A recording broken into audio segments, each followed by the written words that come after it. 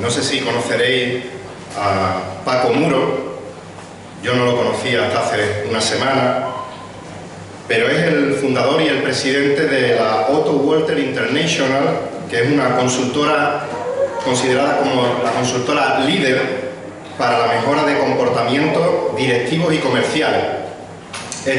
Paco Muro, este señor, es considerado como uno de los mayores expertos de habla hispana en lo que es técnica de dirección y de gestión de empresas o de management, para que suene más profesional.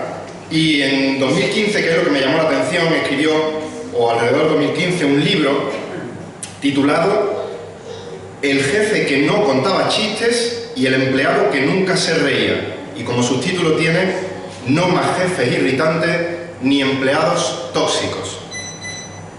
Hablando en este libro, en la introducción, en este caso de los jefes, dice Paco Muro, el autor del libro: no existe la receta mágica para ser jefe.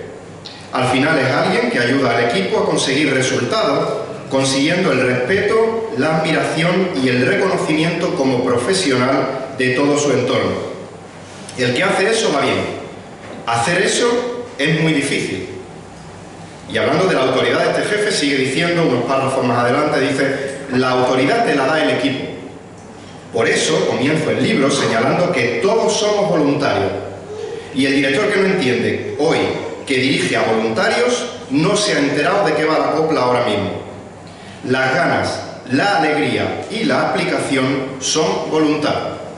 Uno, hablando de los empleados, va pagado a hacer unas horas y desarrollar una función. Lo de ir con ganas no entraba en el contrato. Hasta aquí la cita de esta introducción de este libro. Y respecto a esta párrafa que os he leído, respecto a esta declaración, en lo único que estoy totalmente de acuerdo es en la frase que dice: no existe la receta mágica para ser jefe. Y yo añado: ni tampoco existe la receta mágica para ser un empleado.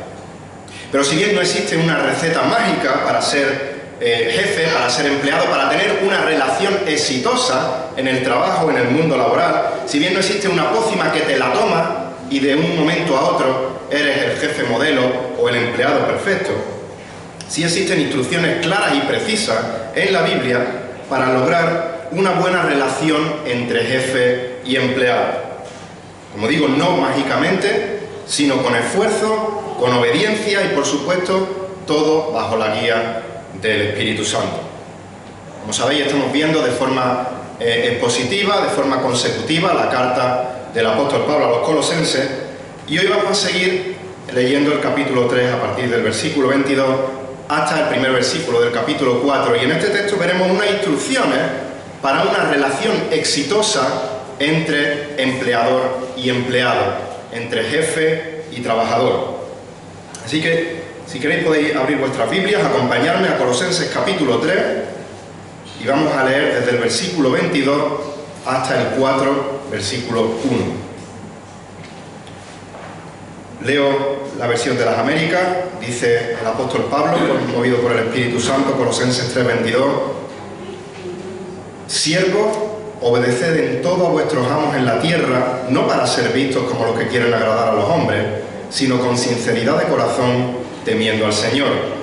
Y todo lo que hagáis, hacedlo de corazón como para el Señor y no para los hombres, sabiendo que del Señor recibiréis la recompensa de la herencia. Es a Cristo el Señor a quien servís. Versículo 25: porque el que procede con injusticia sufrirá las consecuencias del mal que ha cometido, y eso sin acepción de personas. Amos, tratad con justicia y equidad a vuestros siervos, sabiendo que vosotros también tenéis un Señor en el cielo. Como digo, en este versículo vamos a ver las instrucciones para una relación de éxito entre empleador y empleado. Y en primer lugar se dan instrucciones para los siervos y, por implicación, hoy día para los empleados. Y fijaos que el texto comienza diciendo siervos. En el contexto en el que estaba escribiendo el apóstol Pablo, como sabéis, la relación entre siervos y amos estaba a la orden del día, era algo normal. La esclavitud era una realidad social y había millones de esclavos que en cada caso pues realizaban labores de diferentes índole, diferentes tareas. Muchas veces escuchamos la palabra siervo, escuchamos la palabra esclavo y se nos viene a la mente ese que está sentado en el fondo de un barco, encadenado a los remos y moviendo los remos al son de los tambores y de los latigazos de un patrón malísimo. Pero como digo, los esclavos en aquella época, aparte de ser algo normal en la sociedad, desempeñaban funciones muy diferentes, desde ser el pedagogo, desde ser el educador de los hijos de la familia, hasta administrar las posesiones de su amo, pasando por supuesto y por desgracia por aquellos que estaban encadenados, sufriendo maltratos, sufriendo latigazos en el asiento de un barco. Había amos que eran buenos con sus siervos. Recordar el ejemplo de Lucas 7, aquel centurión que se dirige a Jesús pidiéndole ayuda, porque uno de sus siervos, dice Lucas 7:2, a quien él apreciaba mucho, estaba enfermo y a punto de morir. Había amos que apreciaban, que querían a sus siervos. Por supuesto, por desgracia, había amos que maltrataban a sus siervos, eran crueles con sus siervos. Recordad, cuando vimos el texto paralelo, cuando estuvimos estudiando la carta a los Efesios, veíamos muchos ejemplos de la crueldad de aquella época, y recordar, por ejemplo, el emperador romano Augusto, que mandó crucificar a uno de sus siervos porque sin querer había matado a un faisán que resulta que era la mascota de este emperador. Mató al pajarito y acabó crucificado.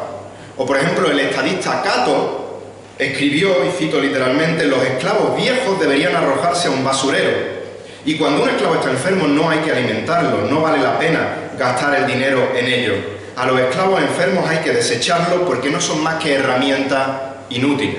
Hasta aquí la cita de este Cato, tan simpático. Fuera bueno, fuera malo, el amo de los siervos, la realidad es que los siervos no tenían ningún derecho de cara a la ley en aquella época y eran considerados un instrumento. Se diferenciaban de los instrumentos materiales, de las herramientas o de los animales que se usaban también como instrumentos, simplemente en que podían hablar y tenían mayor intelecto, pero eran considerados una herramienta más. Ante tal injusticia con la dignidad de las personas, lo lógico sería esperar, lo lógico desde el punto de vista humano, que la Biblia rechazase abiertamente la esclavitud y que ahora el apóstol Pablo dijese las instrucciones para los amos, algo así como: amos, dejad libres a vuestros siervos, pues ellos también son seres humanos. Pero la Biblia, aunque no hace apología de la esclavitud, por supuesto, pero tampoco la condena, sino que podríamos decir que la tolera. Y de hecho en el Antiguo Testamento no solo la toleraba, sino que se nos daban instrucciones de cómo debían de gestionarse distintos tipos de esclavitud. Por ejemplo, si un ladrón no podía devolver lo robado, pues podía pagar su deuda trabajando él mismo como esclavo de la persona a la que había robado hasta restituir aquello que había robado. En Levítico 25:44 vemos cómo los israelitas podían comprar esclavos de naciones paganas, pero no podían comprar ni vender esclavos de su propia nación. La ley del pueblo de Israel no permitía que los esclavos extranjeros fueran maltratados. No por ser paganos se podía abusar de ellos, sino que, por ejemplo, en Éxodo 21 se regula, dice Éxodo 21, versículos 26 a 27, que si alguno, hablando a los amos, si alguno hiere el ojo de su siervo o de su sierva y se lo inutiliza, lo dejará libre por causa del ojo. Y si hace saltar un diente a su siervo o a su sierva, lo dejará ir por causa del diente. En el caso de que el amo hiciese daño, maltratase físicamente a aquel esclavo, estaba obligado a ponerlo en libertad. En el caso de que este esclavo sufriese maltrato y huyese de ese amo maltratador, también la ley lo regulaba. Decía, de ser ese caso, que tenía derecho a asilo para recibir protección. Deuteronomio 23, 15 al 16. No entregarás a su amo a un esclavo que venga a ti huyendo de su señor, en el contexto de que huye porque es maltratado. Contigo habitará en medio de ti, en el lugar que él escoja en una de tus ciudades donde le parezca bien, y no lo maltratará. Si el esclavo era de la nación de Israel, no podías tenerlo como esclavo más de 6 años. Pero no solo eso, Éxodo 21:2 dice que no solo lo tenías que dejar libre, sino que al 7º año, cuando le dejabas libre, no es decir, pues libre y búscate la vida, sino que dice el texto, Deuteronomio 15, del 13 al 14, dice que cuando lo libertes, no lo enviarás con manos vacías, le abastecerás liberalmente de tu rebaño, de tu era, de tu lagar, y le darás conforme te haya bendecido el Señor tu Dios. Además de liberarlo, tenía que ser recompensado abundantemente por el trabajo que había hecho, por el beneficio que su amo había recibido de su trabajo. Y qué decir del año de jubileo. Cada 50 años los esclavos tenían que ser liberados para que pudiesen retornar con su familia. Levítico 25:10. Y si el esclavo quería continuar con su señor, con su amo de por vida, pues vemos en Éxodo 21 del 5 al 6 que se le perforaba la oreja como un símbolo de que él voluntariamente quería seguir trabajando para su amo. Por tanto, aunque la palabra de Dios, la Biblia, no hace apología de la esclavitud, no está a favor de la esclavitud, la regulaba de tal forma que la esclavitud era de bendición tanto para el amo como para el siervo. Volvemos a nuestros días. La Biblia sigue sin promover la esclavitud. Pero la Iglesia, los creyentes, no tenemos el llamado a transformar la injusticia de la sociedad desde fuera por medio de luchar contra el sistema económico injusto que podamos tener, para luchar contra el sistema político que nos puede oprimir o que se comporta injustamente, sino que estamos llamados a orar por nuestros gobernantes, a sujetarnos a nuestras autoridades y a contender ardientemente por la fe que nos ha sido dada una vez y para siempre a los santos por la palabra de Dios. Y es la palabra de Dios la que va transformando individualmente a cada uno desde dentro hacia afuera, y esa transformación es la que va a ir produciendo los cambios en la sociedad. No estamos llamados a transformar la sociedad desde fuera, no estamos llamados a transformar la política, la economía, sino que estamos llamados a predicar la palabra como iglesia para que sea la palabra la que transforme los corazones de las personas, y esa sociedad va a ir transformándose progresivamente. Uno de los ejemplos más claros, por ejemplo, es la abolición de la esclavitud. La abolición de la esclavitud, de la trata de esclavos negros en Europa, en América del Norte, fue impulsada en gran manera por la predicación de personas como John Wesley o George Whitefield, entre otros tantos. Y esa predicación fue la que fue moviendo a personas individualmente a ser transformadas para cambiar las injusticias. Pero como digo, como iglesia, estamos llamados no a cambiar la sociedad desde fuera, sino a ser columna y sostén, columna y baluarte de la verdad, y a predicar esa verdad fielmente. Pablo nos ha estado dando instrucciones para tener éxito en el ámbito del hogar. Nos ha estado dando instrucciones para los maridos, para las esposas, para la relación de los padres con los hijos, y la relación de los amos con los siervos también era gran parte relación dentro del hogar. Y aunque en nuestros días aún no existe la relación de amo-siervo, sí es cierto que los principios que se derivan de la palabra de Dios son totalmente aplicables a la relación entre empleador y empleado.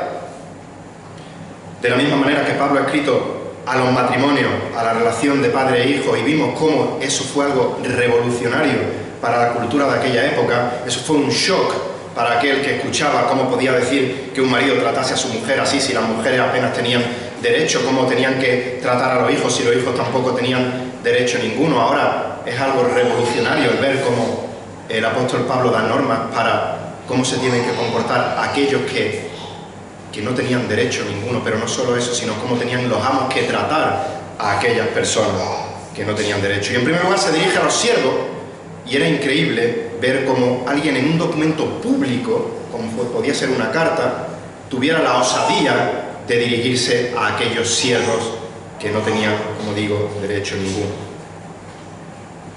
Pero como digo, esto era impensable según la lógica del ser humano. Pero dice Isaías 55:8 que los pensamientos de Dios no son nuestros pensamientos, ni los caminos de Dios son nuestros caminos. Así que volviendo al texto, el texto empieza diciendo siervos. Y en Gálatas 3:28 se nos recuerda que no hay judío ni griego, que no hay esclavo, no hay siervo ni libre, no hay hombre ni mujer, porque todos somos uno en Cristo con respecto a la salvación. En Cristo, espiritualmente hablando, todos somos iguales, todos somos hijos de Dios, ninguno es superior a otro en función del género, en función de la raza o en función de la posición social o laboral en la que se encuentre. Cuando el amo y el siervo se reunían juntos en la iglesia para adorar a Dios, para orar juntos, para escuchar la palabra, no había diferencia entre siervo y amo. Pero en la vida cotidiana, en la tierra, cada uno tenía su rol.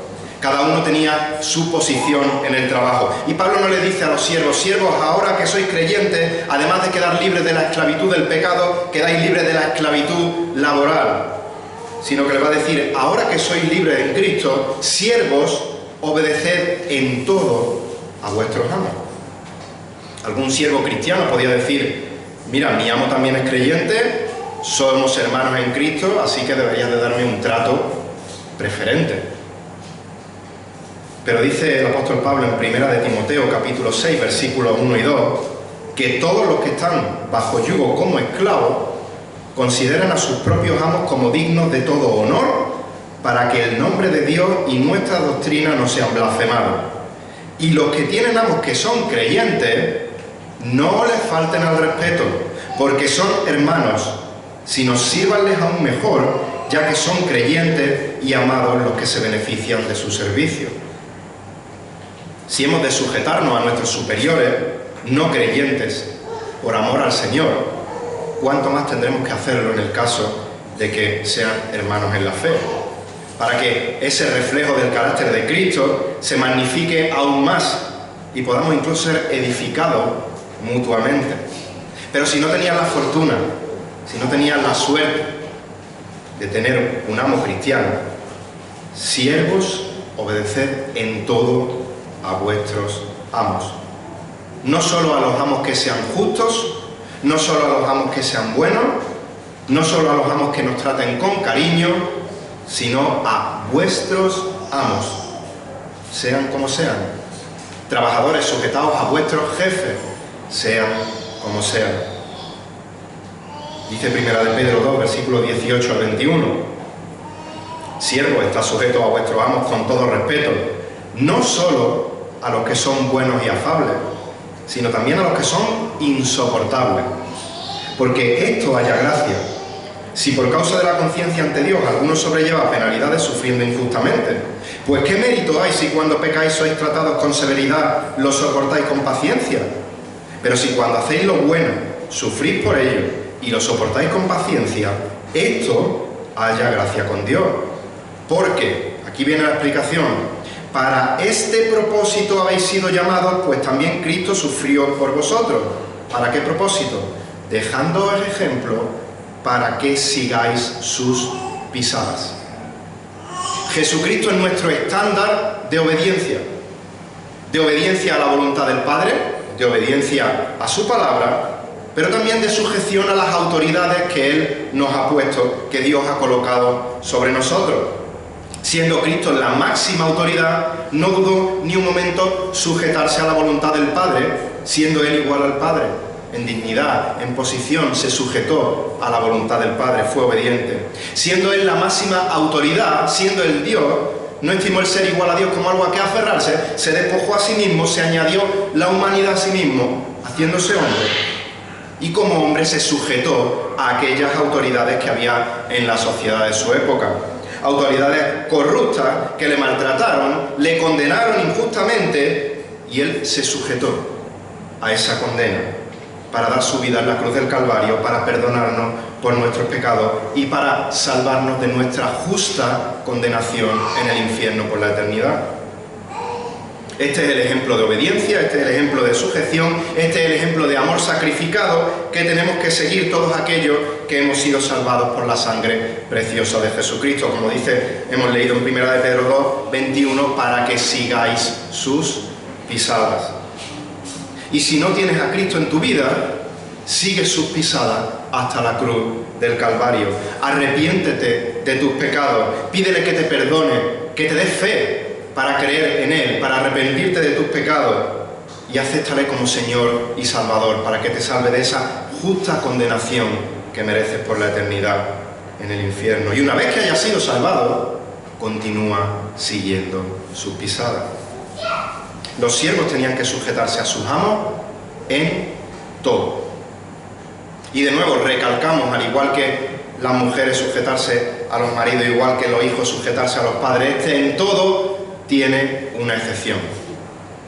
Hay una licencia para desobedecer a estos jefes. Y como sabéis, es en el caso de que te pida tu jefe que abiertamente desobedezcas la palabra de Dios.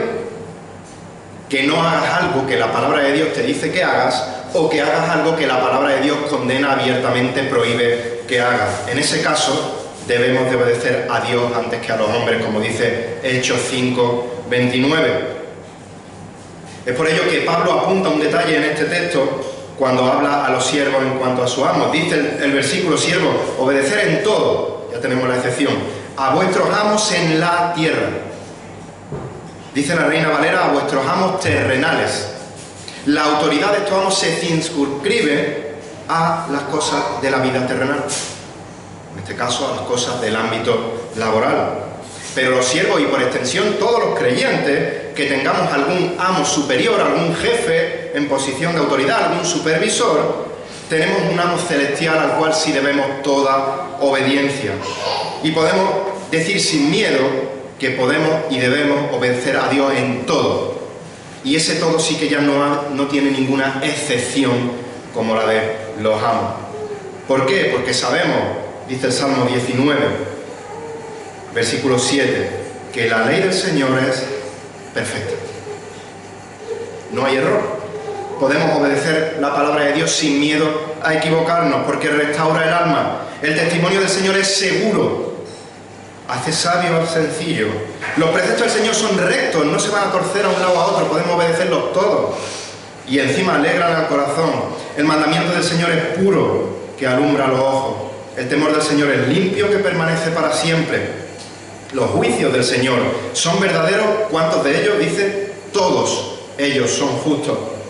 Deseables más que el oro, sí, más que mucho oro fino, más dulce que la miel y que el destilar del panal. En otras palabras, como hemos dicho, seguiremos diciendo sin cansarnos desde este púlpito, la palabra de Dios, la Biblia, es nuestra norma suprema de conducta y de fe. Y la obedecemos en todo, sin añadirle, sin quitarle, sin diluirle para que suene más bonita, predicándola con amor, pero en todo. Los siervos tenían que obedecer en todo a sus amos, pero cumplir este mandato no era suficiente. No es suficiente, me dicen algo, lo hago y fin. No podían obedecer de cualquier manera. Y lo vimos también en la última ocasión con respecto a los hijos, en la obediencia a los padres. No vale solo que obedezcan. A Dios no le importa únicamente la acción, sino que le importa el corazón. Le importa la actitud con la que se obedezca. No basta solo con obedecer y por dentro estés refunfuñando, quejándote de la orden que te ha dado el jefe, sino que es importante el cómo obedeces. Es importante la disposición de tu corazón para esa obediencia. Por eso dice el versículo 22, obedecer en todo a vuestro amo en la tierra, no para ser vistos como los que quieren agradar a los hombres, sino, ahí está la disposición, con sinceridad de corazón. Y el texto paralelo de Efesios 6, versículo 5, dice, siervos, obedeced a vuestros amos en la tierra con la sinceridad de vuestro corazón, como a Cristo, no para ser vistos como los que quieren agradar a los hombres, sino como siervos de Cristo.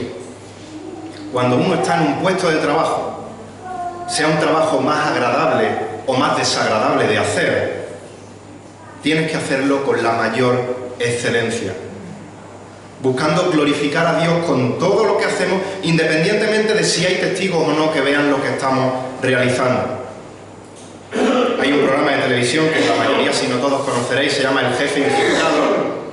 Y en este programa del Jefe Infiltrado, el jefe de una empresa se disfraza para no ser reconocido por su empleado y se hace pasar por un empleado más que normalmente pone como excusa que está en un periodo de prueba y le tienen que enseñar distintos sitios de los puestos de trabajo de aquella empresa para que él aprenda a ver dónde puede encajar mejor.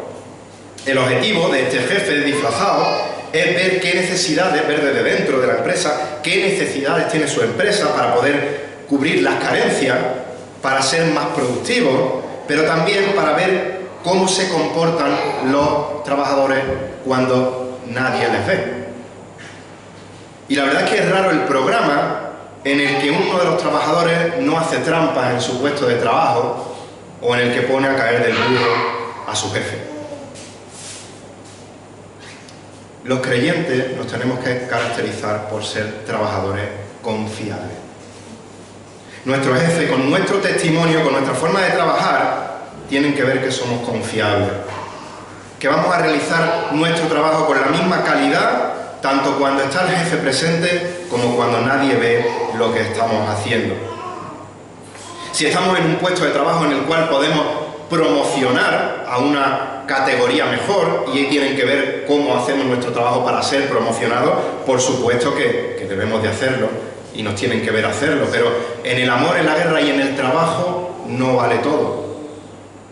No vale hacer trampas para ascender, no vale pisarle el cuello a tu compañero para ascender, sino que tu primera motivación tiene que ser trabajar para buscar la gloria de tu amo celestial. Pablo dice en Tito capítulo 2, versículos 9 y 10, exhorta a los siervos a que se sujeten a sus amos en todo, que sean complacientes, no contradiciendo, no defraudando, sino mostrando toda buena fe. ¿Para qué? Para que adornen la doctrina de Dios nuestro Salvador, en todo respeto. Si asciendes de categoría, gloria a Dios por el nuevo puesto en el que te pone tu Señor, pero hazlo para que tu trabajo adorne la doctrina de Dios tu Salvador, la cual es predicada a través de tu testimonio en medio de tu puesto de trabajo. Tenemos que trabajar haciéndolo de corazón, haciendo la voluntad del Señor, sirviendo de buena voluntad como al Señor y no para ser visto, no para agradar a los hombres. No importa que tu trabajo sea más llamativo, no importa que tu trabajo pase desapercibido, no importa que te esfuerces al máximo y nadie te dé la enhorabuena o la palmadita en la espalda. Trabaja diligentemente porque estás sirviendo al Señor. Y como creyente, como hijo de Dios, ese tiene que ser el deseo de tu corazón, el hacer la voluntad de Dios. Versículo 22 dice, no solo que has de trabajar diligentemente, independientemente de si estás o no siendo visto como trabaja. Nos dice que hemos de trabajar diligentemente, independientemente de si tu trabajo te da la enhorabuena o nadie te dice nada. Sino que además se nos añade algo respecto a la actitud con la que tenemos que trabajar. Dice el texto, continúa diciendo, temiendo al Señor. Efesios 6:5 dice, obedecer a vuestros amos en la tierra con temor y temblor. Y no es una obediencia, no es un temor en el sentido de miedo a tu jefe, sino de honor, de honra, de respeto.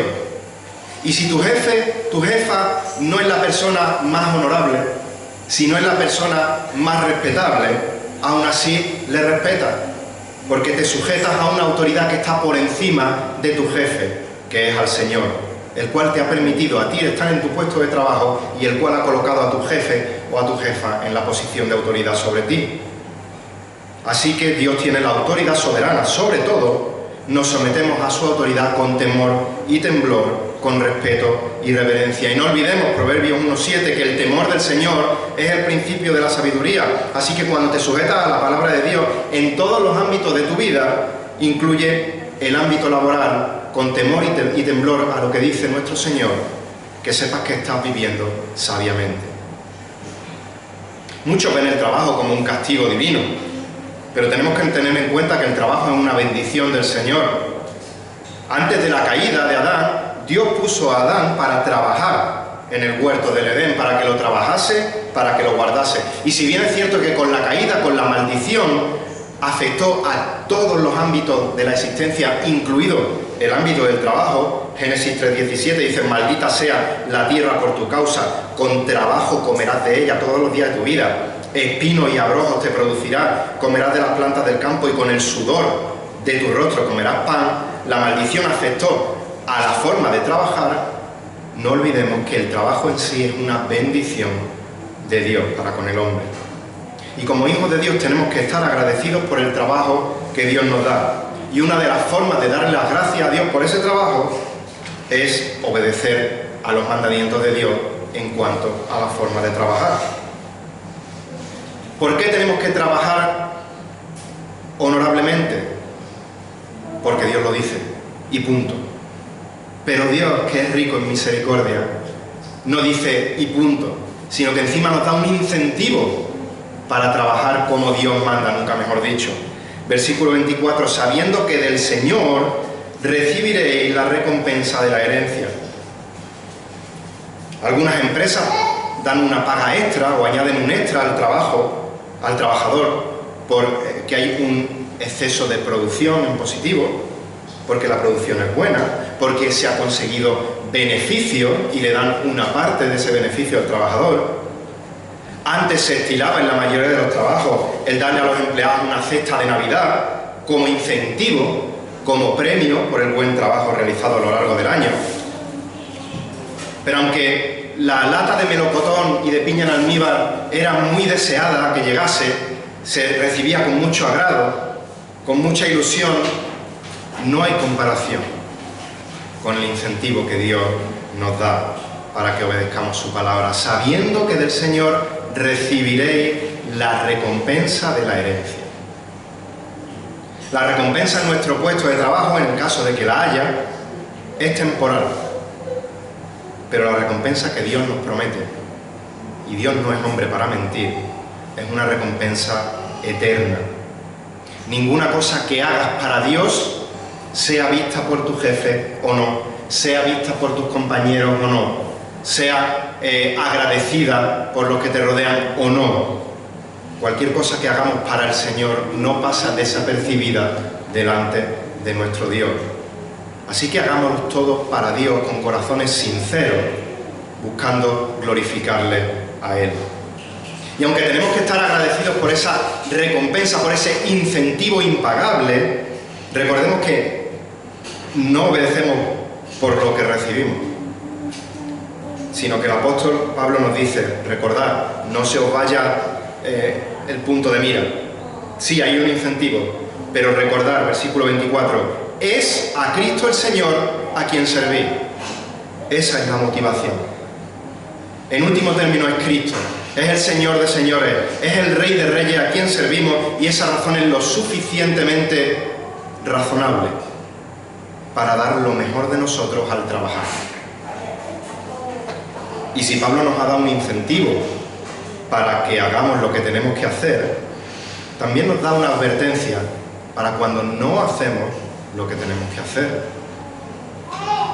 Así, si tienes la tentación de no obedecer a Cristo, dice el versículo 25, porque el que procede con injusticia sufrirá las consecuencias del mal que ha cometido, y eso sin acepción de persona.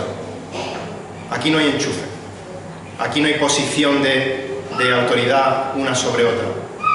Si no obedeces, si procedes con injusticia, seas siervo, seas esclavo, seas empleado, seas empleador, Dios va a juzgar con imparcialidad aquella desobediencia. Así que, siervo, si habéis sido liberados de vuestra esclavitud del pecado, no uséis vuestra libertad en Cristo, no uséis vuestro estatus de cristiano para desobedecer. No confundáis libertad con libertinaje.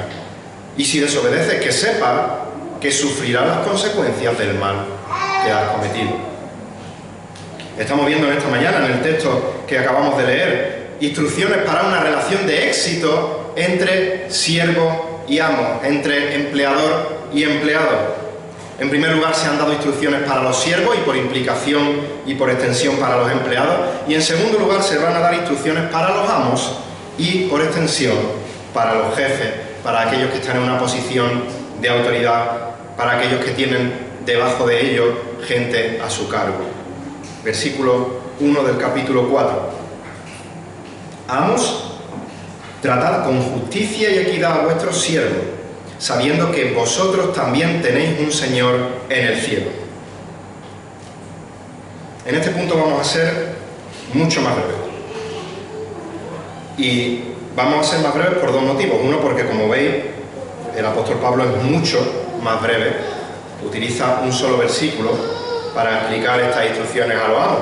Pero no es que el rol de amo sea menos importante y por eso se explique menos, sino que el corazón y la actitud con el que el amo, con el que el jefe ha de desempeñar su posición de autoridad es absolutamente la misma que Dios les ha dado a los siervos. Por eso el texto paralelo de Efesios 6:9 comienza diciendo: y vosotros, amos, haced lo mismo con ellos. Por eso vamos a ser más breves, porque es que ya hemos dicho la mayoría de lo que tienen que hacer los amos. Los amos deben de desempeñar su posición, los jefes deben de desempeñar su posición con sinceridad de corazón, temiendo al Señor, haciéndolo todo como para el Señor y no para los hombres, no para ser vistos por los hombres, sino sirviendo a Cristo. Y además de todo esto, añade: tratad con justicia y equidad a vuestros siervos. Y no vamos a repetir o profundizar nuevamente en el bombazo que era esta declaración en la cultura de aquella época. Que alguien que la ley decía: tratadlos como os dé la gana, que no tenéis que dar explicación de lo que hagáis con ellos, dice Dios por su palabra: tratadlos con justicia y equidad.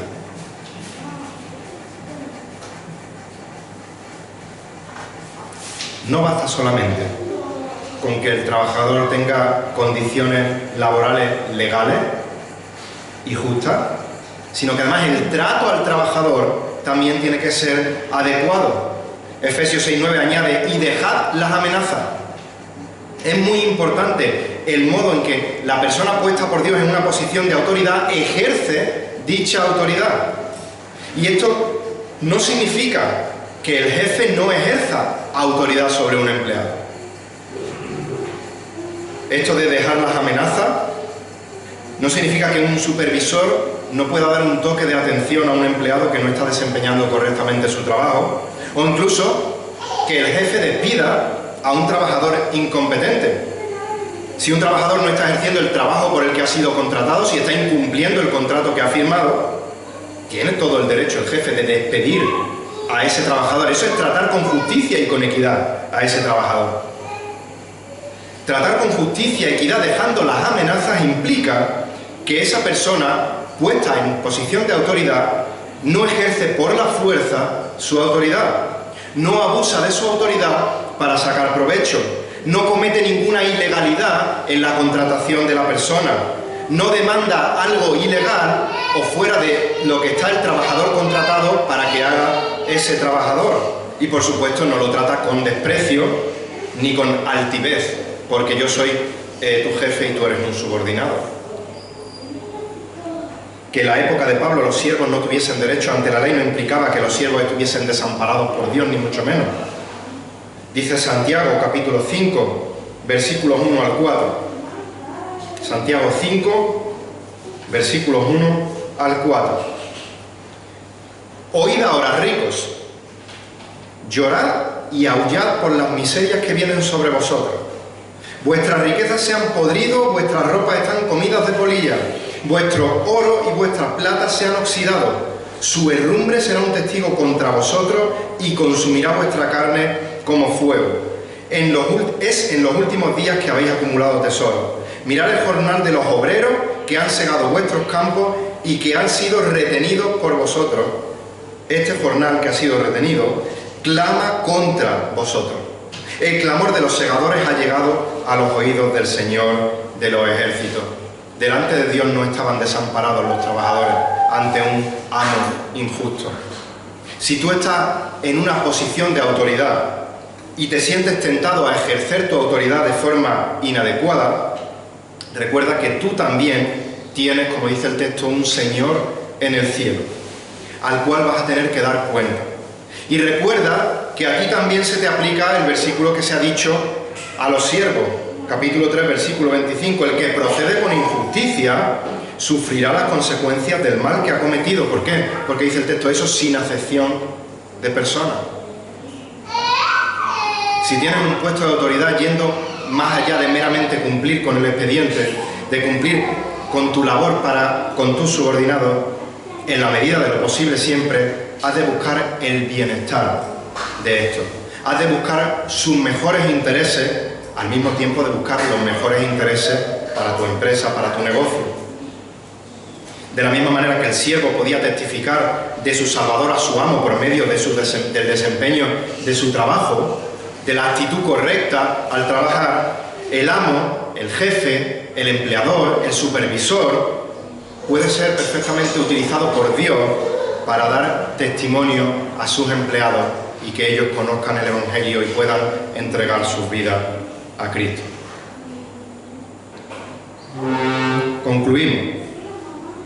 Si estamos trabajando, examinemos nuestra vida laboral a la luz de la palabra de Dios. ¿Soy el empleado o soy el trabajador que Dios ha descrito en estos versículos? ¿Realizo mi trabajo procurando la mayor excelencia porque mi deseo es hacerlo todo para Cristo? Mirad, Dios es perfecto. Dios es omnisciente. Su sabiduría es perfecta, la nuestra no. Pero su sabiduría es perfecta. Y Él ha plasmado su sabiduría perfecta en su palabra. Y Él nos ha dado instrucciones para cómo tenemos que vivir en todos y cada uno de los ámbitos de nuestra vida en su palabra. Y si queremos tener una relación exitosa en nuestro mundo laboral, en nuestro trabajo, vayamos a la palabra. No importa si somos jefes, si somos empleados, no tenemos excusa para no cumplir correctamente con la posición en la que Dios nos ha puesto, porque Dios nos ha dejado instrucciones claras en su palabra. Y en dicha posición, sea cual sea, nuestra mayor responsabilidad es ejercerla con la máxima excelencia, con la mayor diligencia. ¿Para qué? Para reflejar nuestra relación con Dios a través de Jesucristo y que se vea reflejada en nuestros jefes, en nuestros compañeros, que ellos puedan ver cómo servimos a Cristo y cómo vivimos a Cristo, cómo nos conformamos cada vez más al carácter de Cristo. Si tú te llamas cristiano, cristiano significa seguidor de Cristo. Si eres un seguidor de Cristo, como hemos leído en 1 de Pedro, capítulo 2, debes seguir sus pisadas, debes andar como Él anduvo. ¿Eres cristiano? Si la respuesta es sí, si eres esposo, si eres esposa, si eres padre, si eres madre, si eres hijo, si eres empleado, si eres jefe, sigue las pisadas, sigue el ejemplo de tu Señor y Salvador Jesucristo. Que todo lo que hagamos, lo hagamos por amor a Cristo, lo hagamos para la gloria de Cristo, lo hagamos en el poder del Espíritu Santo, guiado por la palabra de Dios. Y como dice 1 Corintios 10:31, y con este versículo terminamos, entonces, ya sea que comáis, ya sea que bebáis, o que hagáis cualquier otra cosa, hacedlo todo para la gloria de Dios. Que el Señor bendiga su palabra. Vamos a orar. Señor, te damos gracias porque para siempre es tu misericordia, como hemos leído en el Salmo.